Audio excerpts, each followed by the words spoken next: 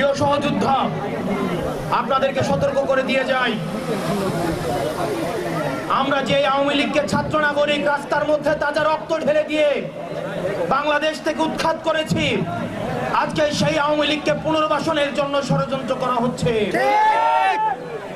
বিদেশে বসে ষড়যন্ত্র অব্যাহত রয়েছে। রাজনৈতিক দলের মধ্যে বিভিন্ন রাজনৈতিক দল নির্বাচনী ফায়দা নেওয়ার জন্য আওয়ামী লীগকে পুনর্বাসনের জন্য ব্যাকডোর ডিপ্লোমেসিতে যুক্ত হচ্ছেন। এই ঈদে জামা জুতো অ্যাকসেসরিজের ডিসকাউন্ট। আমরা আপনাদেরকে সতর্ক করে দিতে চাই, এই ছাত্র নাগরিকের হারানোর কিছুই নাই।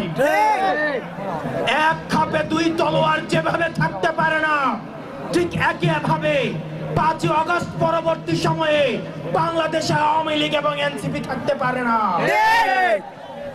যদি কেউ আওয়ামী লীগকে পুনর্বাসন করতে চায়, উত্তরপাড়া থেকে যদি আওয়ামী লীগ পুনর্বাসনের কোন ষড়যন্ত্র করা হয়, 5 আগস্ট যেভাবে গণভবন এবং বঙ্গভবনের যে পরিণত হয়েছে, আওয়ামী লীগকে যারা পুনর্বাসন করতে চাইবে ঠিক তাদের পরিণতি এবং তাদের ফলাফল একই রকম হবে। প্রিয় দেশবাসী,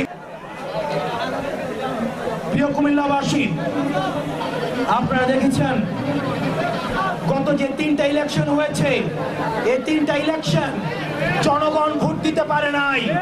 ভোট দিয়েছে প্রশাসন, নির্বাচন পরিচালনা করেছে প্রশাসন।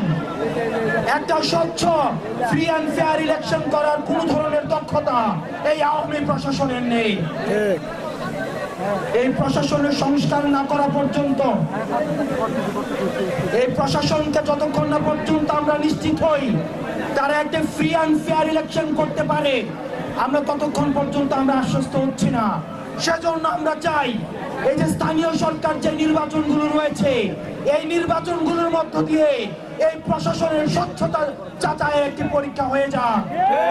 এই কারণে অন্তর্বর্তীকালীন সরকারকে আহ্বান জানাবো, আপনারা স্থানীয় সরকার নির্বাচনের আয়োজন করুন। প্রয়োজনে ধাপে ধাপে যতগুলো উপজেলা রয়েছে 5টি বা 6টি ধাপে আপনারা স্থানীয় শাসন সরকারের নির্বাচন দিয়ে আপনারা এই প্রশাসনের স্বচ্ছতা আপনারা নিশ্চিত করুন।